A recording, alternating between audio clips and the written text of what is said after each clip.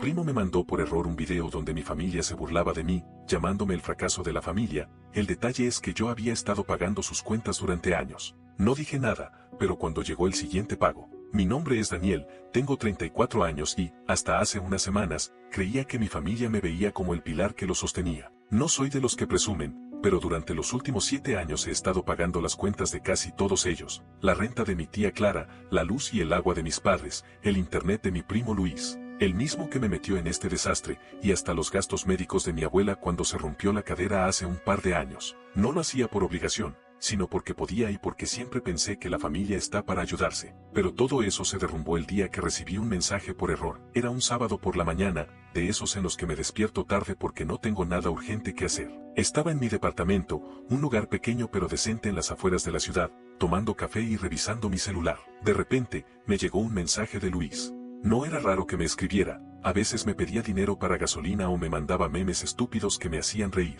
Pero esta vez no era un texto, era un video. El mensaje decía, mira esto, jajaja, no te lo pierdas. Pensé que sería otra de sus bromas tontas, así que le di play sin mucha expectativa. El video empezó con una toma temblorosa, como si alguien lo estuviera grabando con el celular en la mano. Reconocí de inmediato el comedor de la casa de mis padres, la mesa de madera vieja, las cortinas amarillentas que mi mamá se niega a cambiar, el reloj de pared que siempre está 5 minutos adelantado. Había varias personas sentadas alrededor de la mesa, mi mamá, mi papá, mi tía Clara, mi abuela y Luis, que supongo era el que grababa porque no lo veía en el cuadro. Estaban comiendo, riendo, y al principio no entendí qué tenía de gracioso el video, hasta que escuché mi nombre. Daniel es el fracaso de la familia, ¿no creen?, dijo mi tía Clara entre risas, mientras cortaba un pedazo de pastel. Mi corazón se detuvo por un segundo. ¿Qué acababa de decir? Antes de que pudiera procesarlo, mi papá soltó una carcajada y asintió. Sí, siempre supe que no iba a llegar a nada. ¿Te acuerdas cuando dijo que iba a ser ingeniero?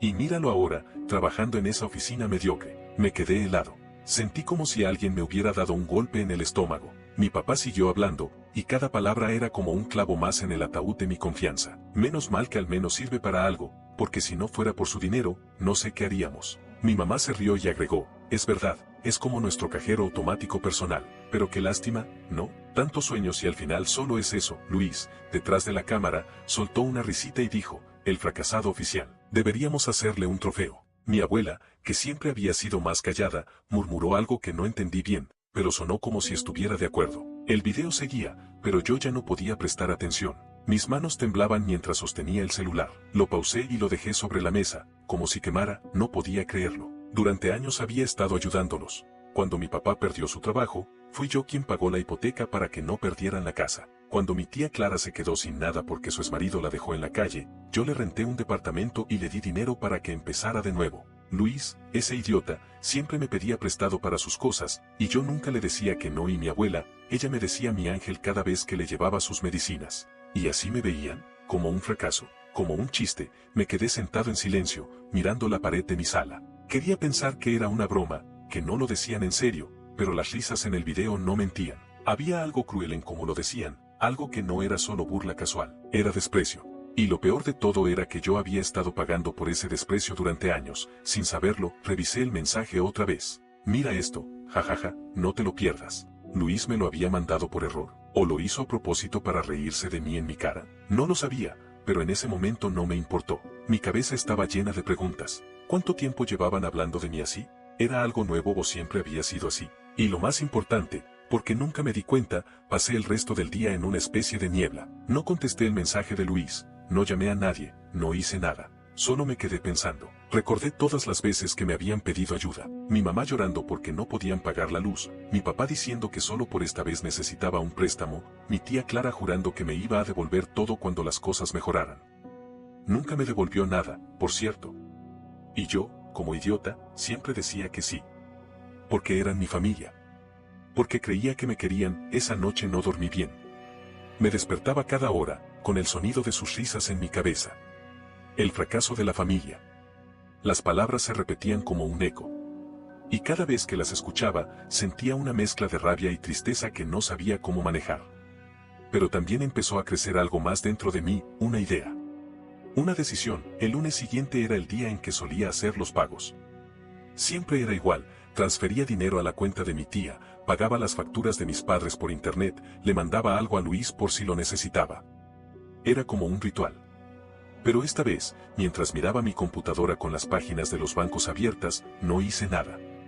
Cerré la laptop y me quedé mirando el techo. No iba a decirles nada, no todavía.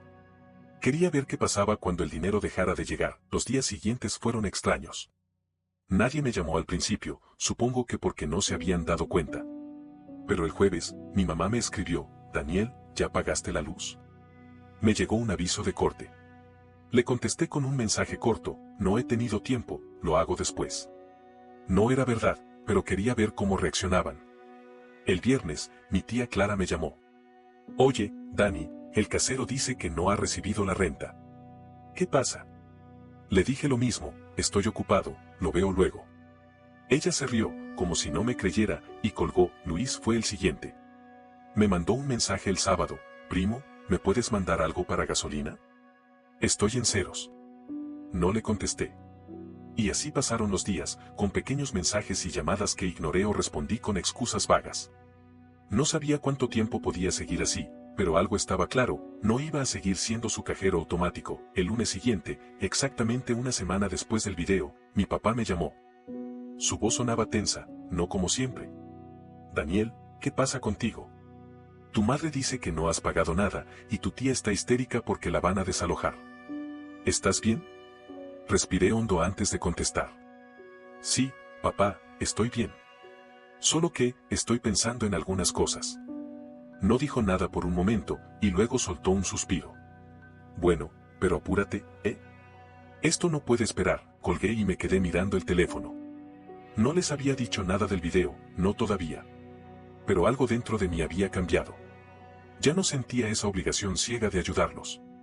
Por primera vez en años, me pregunté qué pasaría si dejaba de ser el fracaso que pagaba todo. Y mientras miraba mi cuenta bancaria, con el dinero que por fin no se iba a ir en ellos, empecé a planear qué hacer. Habían pasado 2 semanas desde que vi el video, y mi vida había cambiado más de lo que esperaba. No contestaba las llamadas de mi familia con la misma rapidez de antes, y cada vez que me pedían dinero, les daba excusas vagas: estoy ocupado, se me olvidó, lo hago mañana.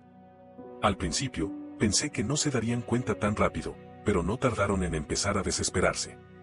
Y yo, por primera vez en años, sentía un extraño placer al ver cómo se retorcían sin mi ayuda. El lunes de la segunda semana, mi mamá me llamó 3 veces seguidas. No contesté las primeras 2, pero a la tercera decidí atender. Su voz sonaba nerviosa, casi histérica. Daniel, ¿qué te pasa? La luz se cortó ayer y tu padre está furioso. ¿No pagaste la factura? Te dije que había un aviso. Respiré hondo antes de responder, manteniendo mi tono calmado. Mamá, he estado muy ocupado con el trabajo. No he tenido tiempo de hacer los pagos. Ella soltó un bufido. ¿Ocupado? ¿Y qué vamos a hacer nosotros? No podemos estar sin luz. Hazlo hoy, por favor. No le prometí nada. Solo dije, voy a ver qué puedo hacer, y colgué. No hice nada, por supuesto. Esa misma tarde, mi tía Clara me mandó un mensaje: Dani, el casero vino otra vez. Dice que si no pago esta semana, me echa. ¿Me ayudas o qué? Le contesté con un simple: estoy corto de dinero ahora, tía. Lo siento. No era verdad. Tenía más que suficiente en mi cuenta, pero no iba a dárselo. Quería ver hasta dónde llegaba su paciencia. Luis fue el siguiente en aparecer. Me llamó el martes, con esa voz despreocupada que siempre usaba cuando quería algo. Primo, ¿qué pasa contigo? No me has contestado nada. Necesito plata para la gasolina, estoy varado. ¿Me echas la mano? Esta vez no me molesté en inventar una excusa. No tengo, Luis. Busca otra forma. Hubo un silencio al otro lado de la línea, y luego soltó una risita incrédula. ¿En serio? ¿Tú sin dinero? Venga, no me jodas. Siempre tienes. Pues esta vez no, dije, y colgué antes de que pudiera insistir. El miércoles, mi papá me llamó otra vez. Esta vez no estaba tenso, estaba furioso. Daniel, ¿qué demonios te pasa? Tu madre está llorando porque no hay luz, tu tía dice que la van a desalojar, y Luis anda pidiéndome a mi dinero que no tengo. ¿Dónde estás metido que no puedes ayudarnos? Me quedé callado un momento, dejando que su enojo llenara el silencio. Luego dije: papá, no puedo seguir pagándolo todo. Tengo mis propios problemas. Él soltó una risa amarga. ¿Tus problemas? ¿Qué problemas tienes tú? Si no fuera por nosotros, ni tendrías familia. Haz tu parte, carajo. Colgó antes de que pudiera responder. Esa conversación me dejó temblando, pero no de miedo, sino de rabia. Si no fuera por nosotros, ni tendrías familia, ¿en serio había dicho eso? Durante años había sido yo el que los mantenía a flote, y ahora me echaban en cara que ellos eran mi familia como si me estuvieran haciendo un favor. Fue en ese momento cuando decidí que no solo iba a dejar de ayudarlos.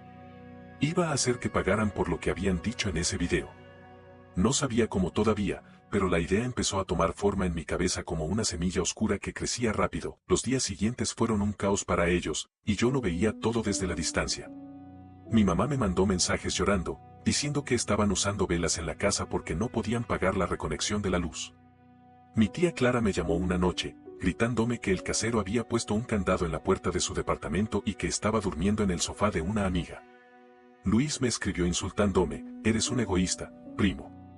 Pensé que éramos familia. Hasta mi abuela me dejó un mensaje de voz, con su voz temblorosa, Daniel, mi ángel, ¿por qué no me ayudas con mis medicinas? Me siento muy mal. Escuché el mensaje y lo borré sin contestar, no sentía culpa. Eso me sorprendió al principio, porque siempre había sido el tipo que se preocupaba por todos. Pero cada vez que dudaba, recordaba el video. El fracaso de la familia. Sus risas. Sus burlas. Y esa rabia me mantenía firme. No les debía nada. Ellos me habían usado, y ahora que el dinero se había acabado, estaban perdiendo la cabeza. Mientras tanto, empecé a hacer cambios en mi vida.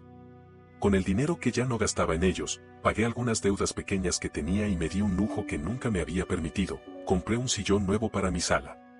No era gran cosa, pero sentarme en él, sabiendo que era mío y que no había ido a parar a las manos de alguien más, me hizo sentir poderoso.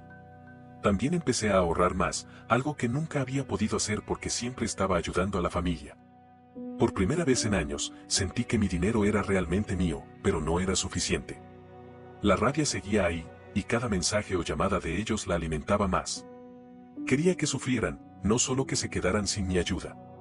Quería que entendieran lo que habían hecho, que pagaran por haberme llamado fracaso mientras vivían de mi sudor. Y entonces, una noche, mientras miraba el techo de mi cuarto, se me ocurrió el plan. Era cruel, sí, pero también justo. Y lo mejor de todo, era completamente realista. El viernes de esa semana, mi papá me llamó otra vez. Esta vez no gritó, sino que intentó sonar razonable. Daniel, hijo, sé que estás molesto por algo. Hablemos. Ven a la casa mañana, tu madre va a hacer comida. Podemos arreglar esto. Sabía que era una trampa. Querían verme en persona para convencerme de soltar el dinero otra vez. Pero acepté. Está bien, papá. Ahí estaré. Colgué y sonreí. Iba a ir, pero no para ayudarlos. Iba a empezar mi venganza. El sábado llegué a la casa de mis padres a mediodía. El ambiente estaba tenso desde el momento en que crucé la puerta. Mi mamá estaba en la cocina, preparando algo que olía bien, pero no me miró a los ojos cuando me saludó. Mi papá estaba sentado en el sillón, con cara de cansado, y Luis estaba ahí también, jugando con su celular como si nada. Mi tía Clara y mi abuela llegaron poco después, y pronto estábamos todos en la mesa, comiendo en un silencio incómodo. Finalmente, mi papá rompió el hielo. Daniel, necesitamos hablar de lo que está pasando. No podemos seguir así. ¿Por qué no nos estás ayudando? Lo miré fijamente, masticando despacio un pedazo de carne. No tengo el dinero, papá. Las cosas están difíciles en el trabajo. Era mentira, pero sonó convincente. Mi mamá intervino, pero siempre has tenido, hijo. ¿Qué cambió? Me encogí de hombros. La vida, supongo. Luis soltó una risa sarcástica. Venga, primo, no nos vengas con cuentos. Seguro tienes guardado algo y no quieres compartir. Eso me dio la apertura que necesitaba. Saqué mi celular, abrí el video que me había mandado por error y lo puse sobre la mesa, con el volumen al máximo. Las risas de todos llenaron el comedor otra vez. Daniel es el fracaso de la familia, decía mi tía Clara en la pantalla. Mi papá se reía. Mi mamá también. Todos se quedaron mudos mientras el video seguía. Cuando terminó, levanté la mirada. Sus caras estaban pálidas. Luis intentó hablar primero. Primo, eso fue una broma, no te lo tomes tan en serio. Pero lo corté. ¿Una broma? Claro. 7 años pagando sus cuentas y soy el fracaso. ¿Saben qué? Tienen razón. Fracasé en ver quiénes eran realmente. Me levanté de la mesa, dejando el plato a medio comer. No van a ver un peso más de mí. Arréglenselas solos. Salí de la casa sin mirar atrás. Sabía que eso no era todo. El video los había avergonzado, pero no era suficiente castigo. En el camino a mi departamento, terminé de pulir mi plan. Iba a golpearlos donde más les dolía, y lo iba a hacer sin romper ninguna ley. Solo necesitaba un poco más de tiempo para prepararlo. Esa noche, mientras veía televisión en mi sillón nuevo, recibí un mensaje de mi mamá: hijo, lo siento. No quisimos herirte. Por favor, vuelve a hablar con nosotros. Lo leí y lo borré. No había vuelta atrás. La venganza ya estaba en marcha. Después de salir de la casa de mis padres ese sábado, supe que había cruzado un punto de no retorno. Mostrarles el video fue solo el comienzo, una forma de hacerles sentir vergüenza por un momento. Pero no era suficiente. Quería que pagaran de verdad, que sintieran en carne propia lo que es depender de alguien que no te da nada. Y lo mejor de todo es que lo iba a hacer sin ensuciarme las manos ni romper ninguna regla. Todo iba a ser legal, frío y devastador. Esa noche, mientras estaba en mi departamento, empecé a planear los detalles. Lo primero que hice fue revisar mis finanzas. Durante años había gastado miles en mi familia: renta, luz, agua, medicinas, comida, hasta el maldito internet de Luis. Pero ahora que no estaba soltando dinero, mi cuenta bancaria estaba más sana que nunca. Tenía ahorros decentes, y con mi sueldo de la oficina, que no era gran cosa, pero alcanzaba para mí solo, podía darme una vida cómoda. Ellos, en cambio, no tenían nada sin mí. Y ahí estaba la clave de mi venganza: dejarlos caer y luego asegurarme de que no pudieran levantarse. El domingo por la mañana, me senté con una taza de café y una libreta. Hice una lista de todo lo que sabía sobre ellos, sus deudas, sus hábitos, sus puntos débiles. Mi papá era orgulloso, pero inútil con el dinero, siempre había vivido al día y dependía de mí desde que perdió su trabajo. Mi mamá era igual, gastaba en cosas innecesarias como ropa o decoración para la casa, aunque no tuvieran para lo básico. Mi tía Clara era un desastre financiero, su exmarido la había dejado en la ruina, y sin mi ayuda, no tenía cómo pagar renta ni comida. Luis era un vago, nunca había tenido un trabajo estable y vivía pidiéndole a todos. Y mi abuela, ella era la única por la que dudé un segundo, pero luego recordé su murmullo en el video y seguí adelante. Mi plan empezó con algo simple pero efectivo: cortar cualquier posibilidad de que me usaran como red de seguridad. El lunes, fui al banco y cambié mi número de cuenta. Durante años, había dejado que mi papá y mi mamá tuvieran acceso a una cuenta secundaria donde depositaba dinero para ellos. No era mucho, pero les daba un colchón. Cerré esa cuenta y transferí todo a mi cuenta principal, que solo yo controlaba. También bloqueé sus números en mi celular. No quería más mensajes llorosos ni súplicas. Si querían hablar conmigo, tendrían que venir a mi puerta, y eso no iba a pasar tan fácil. Luego pasé a la parte más importante: asegurarme de que no tuvieran dónde caer. Mi tía Clara fue la primera en mi lista. Sabía que el departamento donde vivía lo había rentado a mi nombre porque ella no tenía crédito ni ingresos para calificar. El casero me conocía y confiaba en mí porque siempre pagué puntual. Así que lo llamé. Oye, Roberto, soy Daniel. Mira, ya no voy a seguir pagando la renta del departamento de mi tía. Ella dice que se va a hacer cargo, pero quería avisarte para que no te sorprendas si no cumple. Roberto suspiró al otro lado de la línea. Sabía que algo así iba a pasar. Gracias por avisarme, Daniel. Si no paga, la saco este mes. Colgué con una sonrisa. Clara no tenía dinero ni trabajo. En unos días estaría en la calle. Con mis padres fue más complicado, pero igual de efectivo. La casa donde vivían tenía una hipoteca que yo había pagado religiosamente cuando mi papá se quedó sin empleo. Pero la hipoteca seguía a su nombre, y aunque yo había cubierto los pagos, ellos eran los responsables legales. Llamé al banco y pedí un estado de cuenta. No habían pagado nada en 2 meses, y con mi ausencia, estaban en mora. No hice nada más, solo dejé que el tiempo hiciera su trabajo. Sin mi dinero, el banco les iba a quitar la casa tarde o temprano. Y yo no iba a mover un dedo. Luis fue el más fácil. Siempre me pedía prestado por aplicaciones de pago como Venmo o transferencias rápidas. Revisé mi historial y vi que le había dado más de 5,000 pesos en el último año, dinero que nunca me devolvió. Así que le mandé un mensaje desde un número nuevo que no reconocería. Luis, soy un amigo de Daniel. Dice que le debes 5,000 pesos y que si no pagas en una semana, va a hablar con un abogado. Era mentira, no iba a demandarlo, pero sabía que Luis era paranoico y no tenía cómo pagar. Quería que viviera con ese miedo un rato. Mi abuela fue el último cabo suelto. Ella dependía de mí para sus medicinas, pero también tenía una pensión pequeña del gobierno.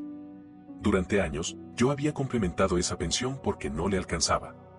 Esta vez, no hice nada ilegal, pero sí algo cruel. Le mandé una carta anónima diciendo que alguien había reportado irregularidades en su pensión y que podían cortárselas si no aclaraba las cosas en la oficina del gobierno. No era verdad, pero mi abuela era frágil y no sabía cómo funcionaban esas cosas. Sabía que se iba a desesperar tratando de resolverlo, y eso era justo lo que quería. El martes de esa semana, mi plan empezó a dar frutos. Mi tía Clara me llamó desde un número desconocido, supongo que de su amiga, gritando que la habían desalojado. Daniel, ¿cómo pudiste hacerme esto? Estoy en la calle por tu culpa. No le contesté, solo colgué y bloqueé el número. El miércoles, mi papá dejó un mensaje de voz en mi buzón: la casa está en riesgo, Daniel. El banco nos dio un ultimátum. Si no pagas, nos vamos a quedar sin nada. Haz algo. Lo escuché y lo borré. El jueves, Luis me mandó un texto desde otro celular: primo, ¿qué pasa con esos 5,000? No tengo eso, no me jodas así. No respondí. El viernes, mi venganza alcanzó su punto más alto. Había estado investigando en internet cómo acelerar las cosas sin meterme en problemas legales, y encontré una mina de oro. Mi papá y mi mamá habían pedido préstamos pequeños a mi nombre en el pasado, con mi permiso. Porque yo confiaba en ellos. Nunca los pagaron, pero como eran a mi nombre, afectaban mi crédito. Fui al banco, presenté los documentos y pedí que transfirieran esas deudas de vuelta a ellos. No fue fácil, tuve que firmar papeles y explicar que ya no autorizaba que usaran mi nombre, pero al final lo conseguí. Ahora, además de la hipoteca, tenían deudas que no podían pagar. El banco no tardaría en ir tras ellos. Mientras tanto, yo empecé a construir mi nueva vida. Con el dinero que ahorré, me mudé a un departamento más grande en una zona mejor de la ciudad. No era lujoso, pero tenía una vista bonita y espacio para mí. También pedí un aumento en el trabajo, y como mi jefe sabía que era confiable, me lo dieron. No era mucho, pero me permitió empezar a invertir un poco en la bolsa, algo que siempre quise hacer pero nunca pude por culpa de mi familia. Poco a poco, mi vida empezó a sentirse mía. Un mes después, supe cómo habían terminado todos. Mi tía Clara estaba viviendo en un albergue porque ninguna amiga la quiso seguir ayudando. Mis padres perdieron la casa, el banco la embargó y ahora rentaban un cuarto pequeño en un barrio barato, peleándose todo el tiempo porque no tenían dinero ni para comida. Luis se había ido de la ciudad, según me contaron, escapando de deudas y de gente que lo buscaba. Y mi abuela, después de semanas de estrés por su pensión, había empeorado de salud y estaba en un hospital público, sin nadie que la cuidara. No sentí lástima. Tal vez debería haberlo hecho, pero cada vez que pensaba en ellos, escuchaba sus risas en el video. El fracaso de la familia. Ellos me habían puesto esa etiqueta, y yo les había demostrado que el verdadero fracaso era depender de alguien a quien despreciaban. Ahora, mientras yo tomaba café en mi nuevo balcón, ellos estaban recogiendo las migajas de sus vidas destruidas. El último día de marzo, recibí una carta de mi mamá. Era corta, escrita a mano, y decía: Daniel, lo siento. Nunca quisimos hacerte daño. Por favor, ayúdanos. La leí, la arrugué y la tiré a la basura. Encendí mi computadora, revisé mis inversiones y sonreí. Mi cuenta seguía creciendo, mi vida seguía mejorando, y ellos ya no eran mi problema. Había terminado con ellos para siempre. No olvides dejar tu opinión en los comentarios, dejar tu like y compartir este video.